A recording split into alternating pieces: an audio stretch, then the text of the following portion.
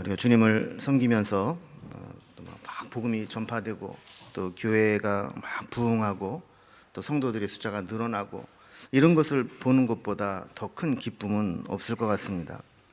사도행전의 교회는 그런 기쁨이 있었거든요.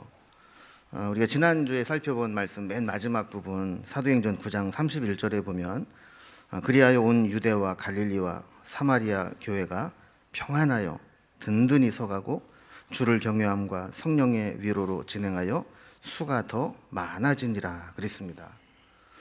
우리 한국 교회도 이렇게 되는 날이 올까요? 한국 교회까지는 모르고 잠깐 우리 교회는 그렇게 될 줄로 믿습니다. 사도행전의 줄기를 쭉 살펴보면 성령 강림 이후에 성령 받은 사도들로부터 예루살렘에서 시작된 복음이 유대와 갈릴리아와 또 사마리아까지 지금 전파되는 장면을 살펴보았습니다. 오늘 말씀을 보면 이제 사마리아를 넘어서 이방인들에게까지 복음이 전파되는 장면들을 보게 되는데요. 사도행전 8장에 보면 빌립의 전도로 에디오피아 내시가 광야에서 세례를 받고 예수님을 만나게 된 장면이 나오죠. 그리고 9장에 오면 사울이 예수님을 만나고 회심해서 다메섹에서 복음을 전하는 장면이 나옵니다. 그리고 오늘 본문 이어서 보면 베드로가 루다라는 지역과 또 욥바라는 지방에 가서 이방인들에게 복음을 전하는 장면이 이어서 나옵니다. 다음 시간에 살펴볼 10장에 가면 이제 가이사랴에서 이방인 고넬료의 집을 방문해서 말씀을 전하고 그 가정이 구원받는 역사가 나타나는 것을 보게 됩니다.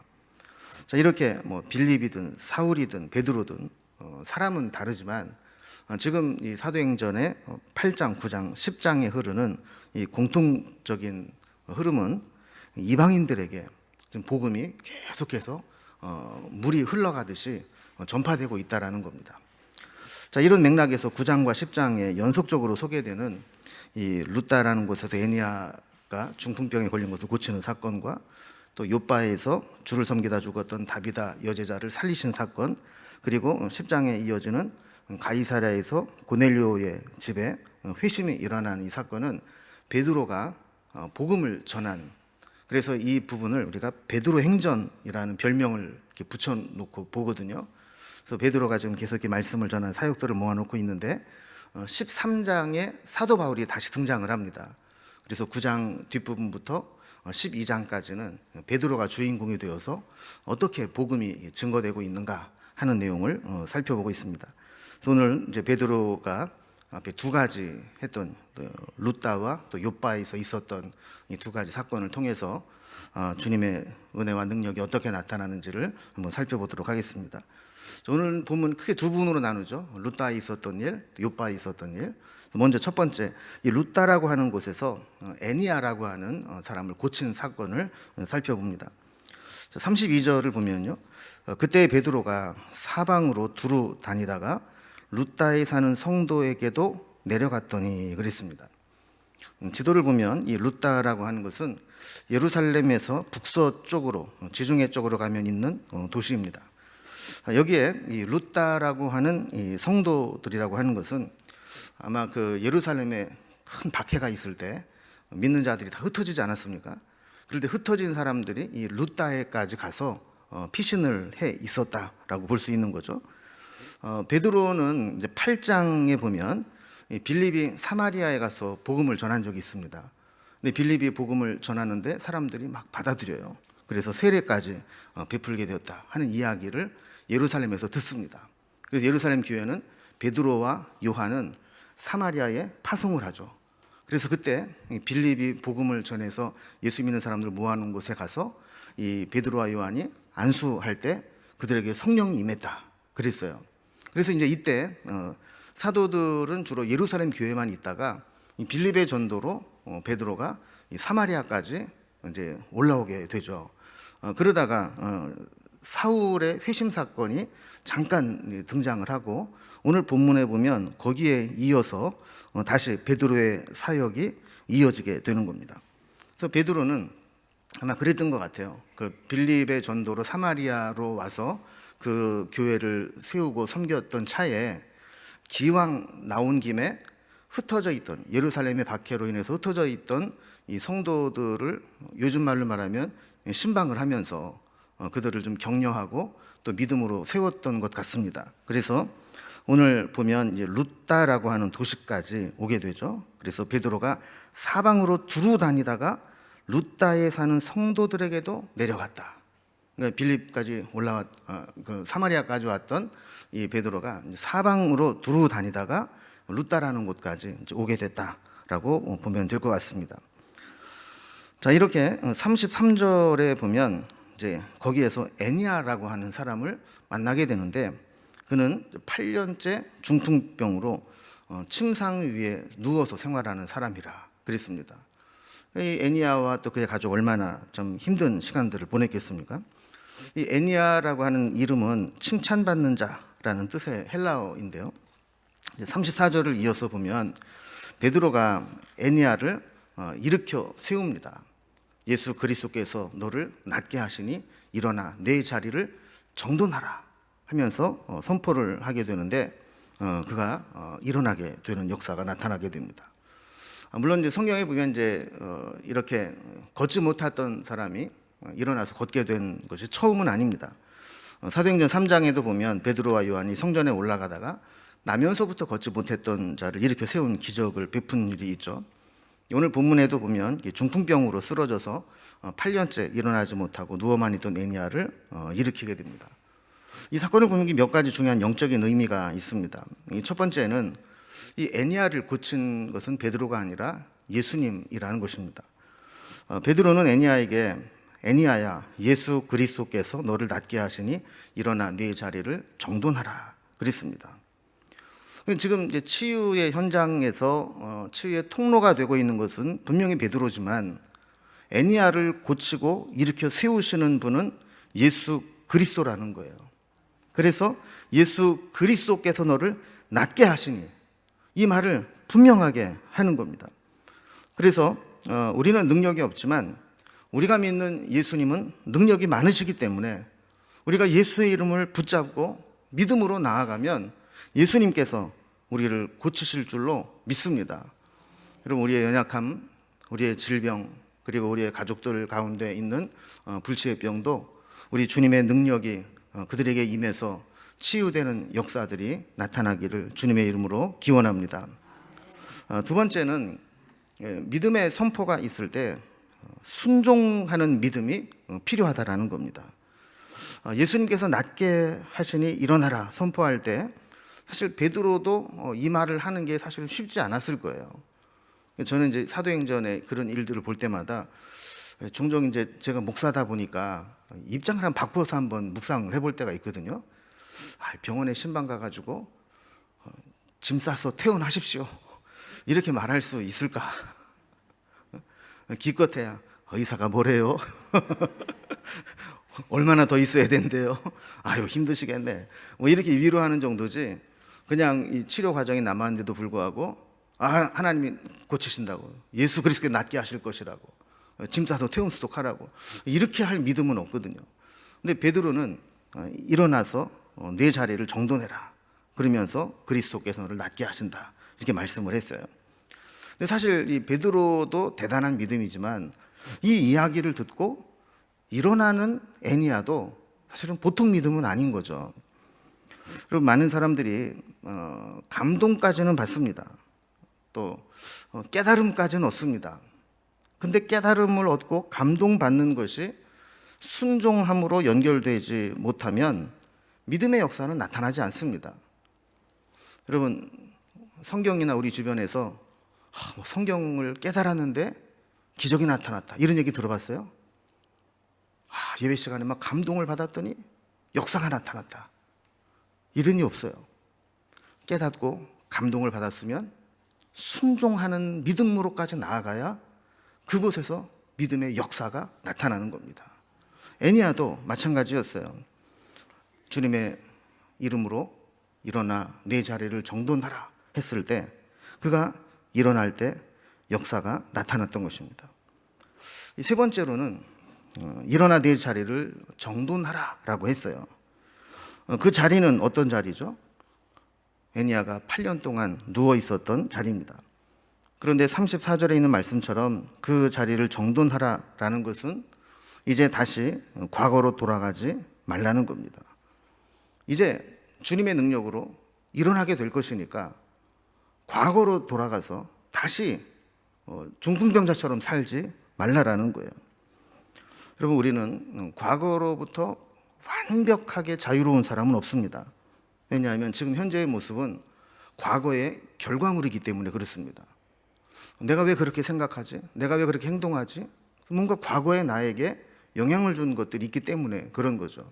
그 사람은 100% 과거와 단절된 삶을 살아가지는 못합니다. 그러나 믿음은 때로 우리에게 과거의 부정적인 것으로부터 완전히 결단을 하라고 요구합니다. 이 떠나는 것이 없이는 변화되지 못하거든요.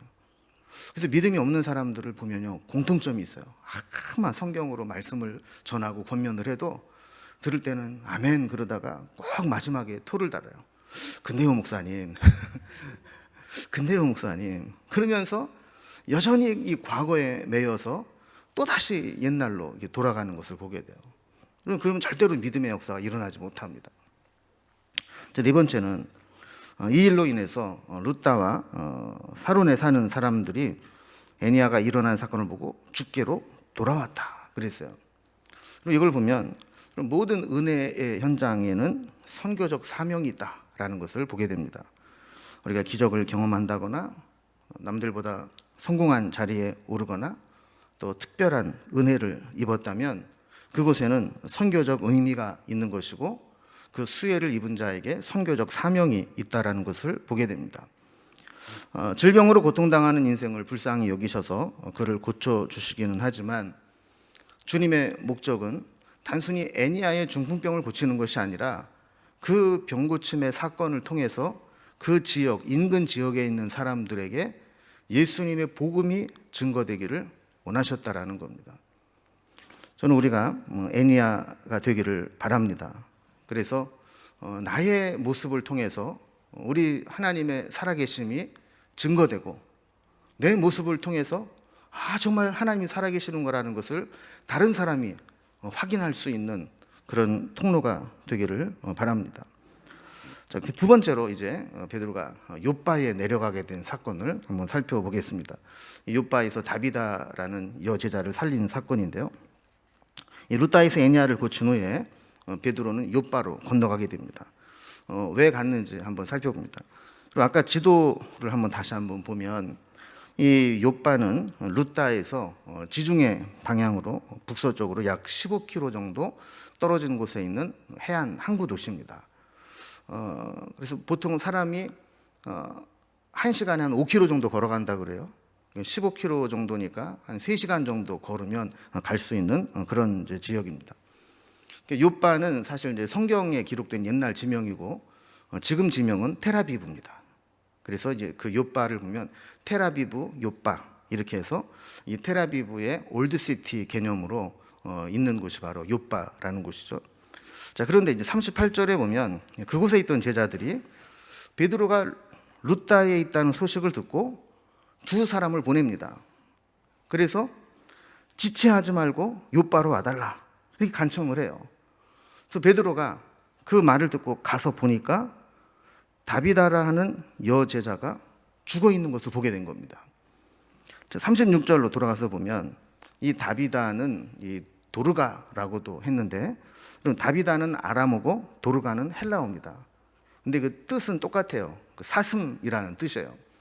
자, 그런데 한 가지 특이한 것은 다비다를 여제자라 이렇게 불렀어요. 여러분, 성경에서 당시에는 이 여자와 남자를 이렇게 동등하게 취급하지 않았습니다. 그래서 여자는 그냥 이렇게 따라다니는 사람이지 이 제자라고 부른 적이 없어요. 근데 신약 성경에서 유일하게 여제자라고 부름받았던 사람이 바로 이 다비다입니다. 여성임에도 불구하고 여제자라고 표현한 것은 이제 그녀가 제자로 인정받을 수 있을 만한 뭔가 제자의 삶을 살았다는 거예요. 다른 사람에게는 그런 호칭을 붙이지 않았는데 이 여인에게만 여제자라고 불렀다는 얘기는 성경을 많이 알고 있다 이게 아니라 제자의 삶을 실제로 살았다는 거죠. 그럼 어떤 삶을 살았느냐? 이 다비다의 제자도는 선행과 구제하는 일에 열심을 냈던 것입니다. 그럼 보통 사람들은 다 이기적입니다. 그럼 어쩔 수 없는 거죠. 천성적으로 이기적이고 자기의 욕심을 채우고 싶은 마음이 있는 거예요. 근데 제자의 삶을 산다는 것은 뭐냐면 이런 이기적이고 자기중심적인 본성을 극복하고 이타적이고 베풀고 나누는 삶을 살아간다라는 거예요. 이 다비다는 베푸는 사람입니다. 선행과 구제가 심히 많았다 그랬어요.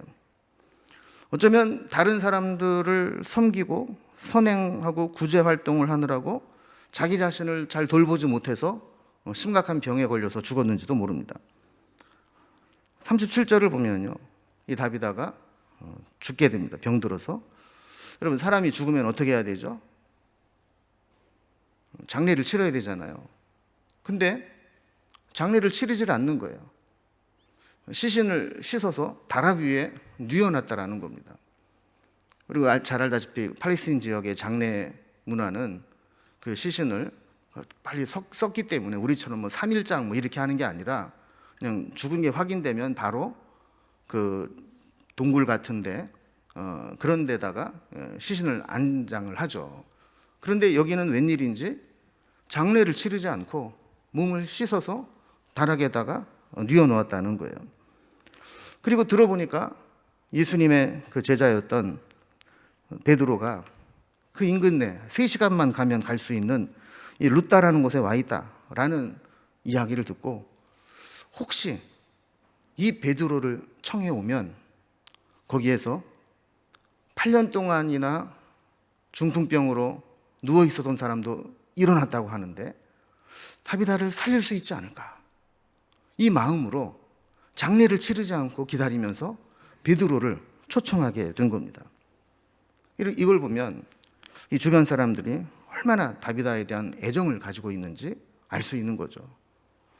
여러분, 우리가 누구를 아끼고 사랑한다 하는 거하고 이렇게 상식적이지 못한 행동을 하면서까지 포기하지 못하는 것하고는 좀 구분이 있지 않습니까? 근데 다비다를 얼마나 아끼고 사랑했으면 사람이 죽으면 장례를 치러야 되는데 장례 치르는 것도 지금 보류하고 이 베드로를 청해서 어떻게 한 번 더 해보겠다라는 그 마음을 갖고 있는 거죠. 그래서 39절에 보면 베드로가 다비다의 집에 도착을 합니다. 그래서 그들과 함께 그 다비다가 누워있는 다락방으로 올라가게 되는데 가서 보니까 진풍경이 벌어지는 겁니다. 아니, 다비다가 죽었는데 장례 치를 생각은 안 하고 그 과부들이 그 곁에서 막 울고 있으면서 베드로에게 속옷과 겉옷을 다 내보이는 거예요. 그러면서 이 옷들이 이 다비다가 살아있을 때 다 우리를 섬겨주었던 것들이야. 직접 손수 지어서 우리에게 입혀준 것들이라고. 그러면서 자기네들 속옷과 겉옷을 다 내놓으면서 보이고 슬퍼하고 있었다라는 겁니다. 이걸 보면 이 문상하러 온 이 과부들은 정말 슬퍼하고 있는 거죠. 정말 애도하고 있는 거죠. 여러분, 요즘에 이제 장례식장에 가보면 조문객들이 뭐 그렇게 슬퍼하는 것 같지는 않아요, 그죠? 그냥 오히려 그냥 이거 뭐 오랜만에 만나가지고 그냥 조문 잠깐 하고 가서 또 밥 먹고 떠들고 이러는데 이 사람들은 차마 그 자리를 떠나지 못하고 다비다가 생전에 지어줬던 그 옷을 붙잡고 울면서 그 마음을 어찌할 수 없어서 떠나지 못하고 있는 그런 모습을 이제 보게 되는 겁니다. 그럼 사람은 그 앞에서 평가하는 것보다 정말 그가 죽었을 때 어떤 평가를 하느냐가 진짜 평가인 것 같습니다. 저도 이제 장례를 이렇게 집례하러 가보면 사실 이제 저 같은 경우는 이제 우리 교회 온 지 뭐 이제 4년 정도밖에 안 되니까 뭐 이렇게 고인이 되거나 또 가족의 고인이거나 이런 분들은 제가 내막을 잘 모를 때가 있어요. 그럼 이제 차 타고 가면서 정보를 얻는 거예요, 이제. 차 타고 가면서 이분 뒤에서 이제 그분에 대해서 얘기하는 거를 이렇게 들으면서 아, 이분이 이런 삶을 살았구나. 그리고 이제 장례 예배 때 가족에게 무슨 얘기를 해줄까, 이런 것들을 막 생각하면서 듣는 거거든요. 그럼 앞으로 여러분 장례식에 갈 때 뒤에서 얘기를 많이 하시기 바랍니다.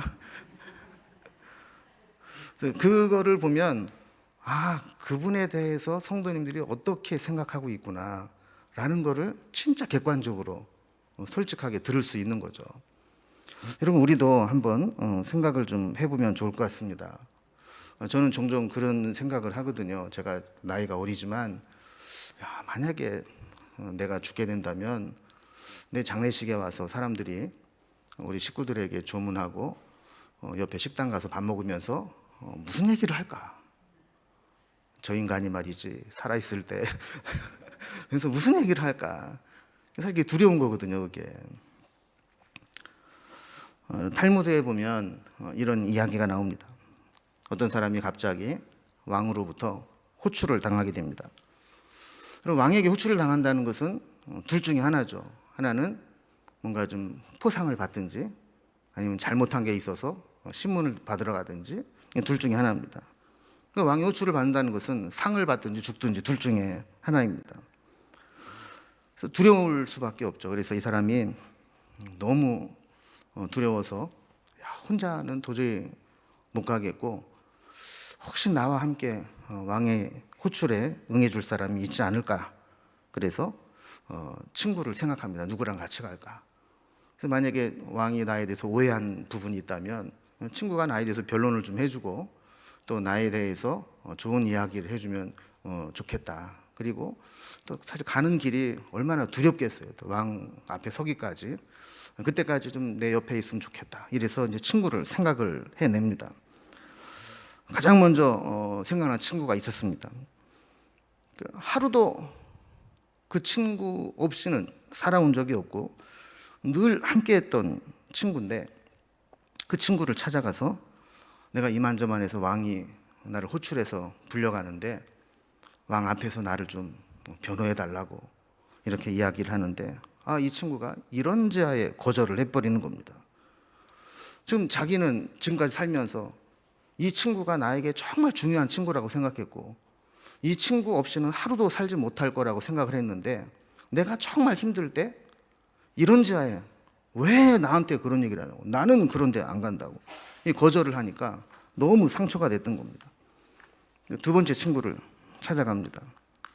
이 친구는 생각을 해보니까 첫 번째 친구처럼 매일 같이 붙어 사는 친구는 아니었지만 그래도 가깝게 지내는 친구였고 또 그 친구라면 나를 도와줄 수 있겠다 싶어서 부탁을 했는데 이 친구는 그런 얘기를 하는 겁니다. 그래, 네가 사정이 딱한데 왕이 사는 왕궁까지는 내가 같이 가줄게. 근데 왕 앞에서는 같이 못할 것 같아. 이렇게 이야기를 하는 거예요. 역시 실망을 했습니다. 그리고 마지막으로 생각난 친구가 있어서 그 친구를 찾아갑니다. 이 친구는 늘 함께 했던 것도 아니고 평소에는 그렇게 절실하게 필요하다고 느낀 친구도 아니었습니다. 근데 이 친구에게 사정 얘기를 했더니 예상치 못하게 흔쾌하게 그럼 내가 가주고 말고 내가 왕 앞에 당신에 대해서 내가 변론할 거 변론해주고 당신에 대해서 내가 증명을 해줄게. 이렇게 이야기를 하는 거예요. 자, 이 이야기의 해설을 보면 왕의 호출은 죽음이고 첫 번째 친구는 돈이라고 했습니다. 그럼 돈은 우리가 매일 사용하는 거 아니겠어요? 우리 돈 없이는 못 살 것 같고 돈이면 다 될 것 같고 특히 요즘에는 돈 없이는 꼼짝을 못 하죠. 매일 돈 생각을 하고 살아갑니다. 어쩌면 예배 시간에 앉아서도 막 머릿속으로는 돈 생각이 해가지고 돈 사람이 있을지 모르겠어요. 근데 이 죽음은 돈으로부터 우리를 아무런 연결을 못 시켜줍니다. 돈은 죽음과 함께 우리와 단절됩니다. 죽음 앞에 돈이 해줄 수 있는 것은 아무것도 없고 내가 죽으면 돈 한 푼도 못 가져갑니다. 저는 어릴 때 그 옛날식으로 장례를 치르면 이 염하고 뭐 이렇게 하는 분들이 노잣돈을 놓으라고 그러더라고요. 노잣돈이 뭐냐고 물어보니까 노잣돈 어디 먼 길 갈 때 필요한 여비를 넣는 거래요. 그래서 난 진짜로 그분들이 이렇게 돌아가시면 그 돈을 쓰는 줄 알았는데 나중에 이렇게 얼핏 보니까 그 일하시는 분들이 다 챙겨가더라고요. 그분들이 돌아가실 건가? 뭐 이런 생각도 했는데 그리고 우리 어쨌든 죽음은 우리의 모든 걸 단절시키기 때문에 살아있을 때는 매일 돈을 만지고 돈을 사용하고 돈에 대한 생각에 사로잡혀 살아가지만 내 죽음 앞에 하나님 앞에서 그 돈은 아무것도 해줄 게 없다라는 겁니다. 이 두 번째 친구는 누구일까요? 가족과 친구들이라 해설을 합니다. 그러니까 왕궁까지 같이 가준다는 것은 죽으면 장례식장과 무덤까지는 같이 가준다는 겁니다. 근데 거기까지죠. 장례를 치르면 실컷 울고 돌아오면 세월이 지나면서 다 잊어버립니다. 한편으로는 은혜지만 한편으로는 사는 게 바빠가지고 그분의 존재 자체도 잊어버리고 살아갈 때가 많습니다. 이게 두 번째 친구입니다. 세 번째 친구는 선행이라 그랬습니다. 탈무드는 우리가 죽어도 사라지지 않고 끝까지 따라가는 것이 우리가 살아있을 때 행한 선행이라고 해석을 했습니다. 끝까지 왕 앞에 가서 자기의 삶을 변호해 준 친구처럼 선행은 죽음 이후에까지 우리를 평가해 주고 우리의 삶을 증명해 주는 도구가 된다는 겁니다.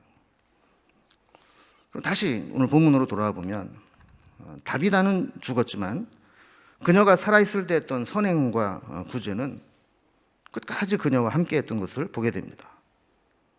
그에게 은혜를 입었던 사람들은 그녀의 죽음을 너무너무 안타까워했고 장례식조차 연기하면서 베드로를 모셔올 정도로 그 죽음을 받아들이지 못하는, 끝까지 포기하지 못하는 그런 마음을 갖게 하는 것이죠. 여러분의 인생이 다하고 하나님의 부름을 받았을 때 여러분의 장례식에 와서 내가 이분에게 이런 은혜를 입었다고, 내가 이분 때문에 예수님을 알게 됐고 구원받게 되었다고, 내가 힘들 때 이분이 나를 위로해주고 용기를 주어서 내가 다시 살아날 힘을 얻었다고, 내가 돈이 없어서 학업을 포기하려고 했을 때 이분이 장학금을 주어서 내가 학업을 마칠 수 있었다고, 이렇게 나의 삶을 이야기해 줄 사람이 있겠는가 하는 겁니다. 오히려 아이고 저렇게 죽을 걸, 뭘 그렇게 힘들게 살고 뭘 그렇게 고집을 피우고 남을 힘들게 하다가 죽나, 이런 소리는 들으면 안 되지 않겠습니까? 40절에 보면 베드로가 사람들을 다 내보내고 무릎을 꿇고 기도했다 그럽니다. 그럼 베드로가 어떤 기도를 했을까요? 이 성경에 기록은 되어 있지 않지만 가서 그 다락방에 다비다의 시신이 누워 있고 그 주변에 과부들이 막 울면서 그 옷을 꺼내서 부둥켜 안고 오열을 하고 있는 그 모습을 보면서 하나님, 다비다가 이런 여인이었습니다. 하나님 앞에 이런 삶을 살았습니다. 하나님 한 번만 살려주시면 안 되겠습니까? 이 슬퍼하는 사람들을 위해서라도 한 번만 은혜를 주시면 안 되겠습니까? 이런 기도를 했지 않았겠습니까? 성경은 짧게 기록을 했지만 그렇게 기도하는 가운데 베드로는 아마 기도하는 중에 하나님께서 이 다비다를 살리시는 모습을 보았을 겁니다. 그래서 마치 달리다 쿰 했던 것과 마찬가지로 다비다야 일어나라 이렇게 외쳤는데 이 다비다가 베드로를 보고 일어나 앉았다는 겁니다. 성경을 보면서 베드로가 얼마나 놀랐을까. 죽은 사람이 갑자기 일어나라 했더니 진짜 일어나가지고 쳐다보면 얼마나 놀랬겠어요. 그래 여러분, 그런 놀라는 기적이 사실은 우리가 믿는 자의 믿음을 통해 나타나는 거 아니겠어요? 41절에 보면 베드로는 손을 내밀어 일으켜 성도들과 과부들을 불러 그가 살아난 것을 보여주었다 그래요. 그리고 42절에 보면 이 사건으로 인해서 욥바의 많은 사람들이 주를 믿게 되었다 이렇게 이야기를 합니다. 여러분, 사도행전의 역사는 이런 것입니다. 성령이 임하고 말씀이 나타날 때 기적이 일어나는 것입니다. 그리고 그 말씀과 기적을 통해서 많은 사람들이 주를 믿게 되는 겁니다. 43절에 보면 베드로는 욥바에 여러 날 있으면서 시몬이라고 하는 무두장이 집에 머물러 있으며 복음을 전했다 그랬습니다. 무두장이는 옛날 번역에는 피장이라고 되어 있어요. 이 무두장이 피장이가 뭐냐면 이제 피역 가공업자입니다. 그러니까 짐승의 가죽을 가공해서 가죽 제품 만드는 사람인데, 사실 유대인들은 이런 사람하고 상종을 안 합니다. 왜냐하면 율법에 의하면 죽은 것을 만지면 부정해지잖아요. 근데 가죽을 벗기려면 어떻게 해야 됩니까? 짐승을 죽여야 되고 피를 봐야 되고 피를 만져야 되고 그걸 벗겨야 되는 그 작업을 하는 사람이니까 율법으로는 부정하게 여기는 사람이고, 그런 사람과 접촉을 하면 이 접촉할 때 부정이 또 옮겨지기 때문에 절대로 이 접촉을 안 하죠. 근데 지금 베드로는 어떻게 했다는 거예요? 그 집에 여러 날 있었다는 거예요. 이걸 보면 이제 베드로는 율법을 초월해서 복음을 전하는 사명을 감당하게 됩니다. 그리고 이 사건은 이제 우리가 다음 시간에 살펴볼 10장에 이 고넬료를 만나는 연결점이 되죠. 여기 무두장이 시몬의 집에 있다는 이야기를 성령께서 전하게 하시고 가이사랴에 있던 고넬료가 그를 초청하게 되는 그런 연결점으로 이어지게 됩니다. 말씀을 이제 정리합니다. 아까 설명을 드린 것처럼 이제 9장 뒷부분부터 10장까지는 베드로의 사역이 기록된 베드로 행전, 그리고 이제 더 나아가면 사도 바울이 등장하는 13장 이전에 12장까지 베드로가 주인공이 되어서 어떻게 이방에 복음을 전하게 되는가를 잘 나타내주고 있습니다. 여기에 등장하는 사건들을 보면 예수님의 능력이 나타나죠. 애니야를 향해서 예수 그리스도께서 너를 낫게 하시니 일어나라. 치유의 능력의 원천은 나에게 있는 것이 아니라 우리 예수님의 이름에 있다라는 것을 보여주는 겁니다. 또한 다비다가 죽어서 누워있는 것을 보고 베드로가 제일 먼저 한 행동은 무릎을 꿇고 기도했다라는 겁니다. 기도했다라는 것은 회생의 능력 역시 예수님에게 달려있다라는 것을 고백한 것입니다.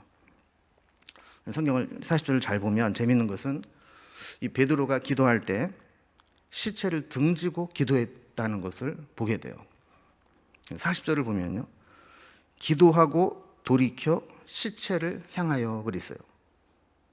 기도하고 돌이켜서 시체를 향했다는 얘기는 기도할 때는 어떻게 했다는 거예요?